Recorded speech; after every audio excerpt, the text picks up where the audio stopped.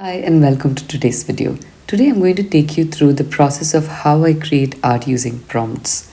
I remember being heavily pregnant when I decided to select some prompts and create this piece.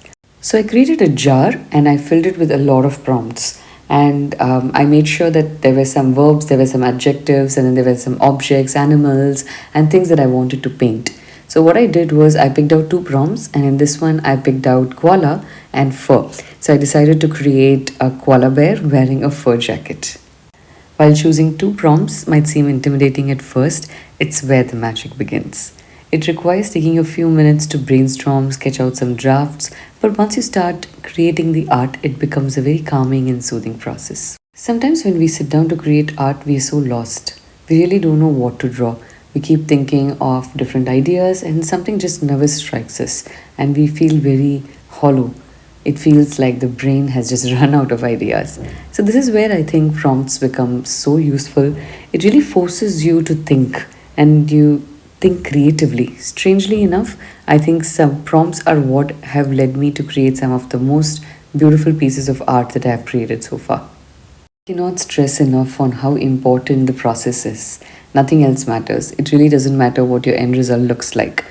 There will be some times where your end result might not really be as you have envisioned it, and that's all right. It just teaches you what you should not be doing next time. This is why I think prompts are so important because it allows you to experiment.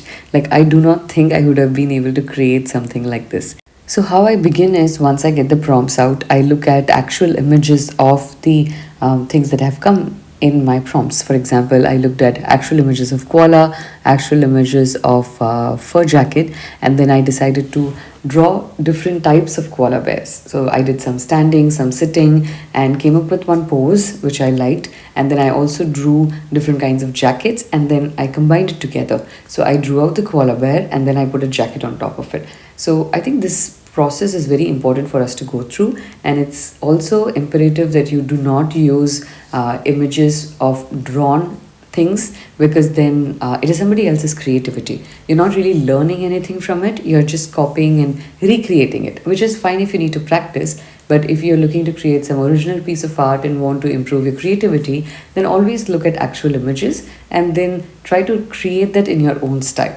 So each time you create a draft, try and remove something or add something. For example, the first time you create the koala bear as is, and then the second time you exaggerate the features. You probably exaggerate the eyes or the body or the legs. So you can actually make it taller, or you can make it really short. You can have short legs that makes the entire art look very cute.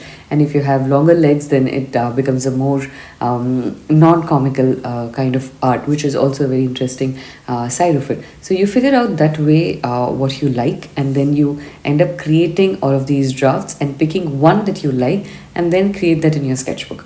Once you draw it out, choose the paints that you want, and then just start coloring inside and create your beautiful piece of art.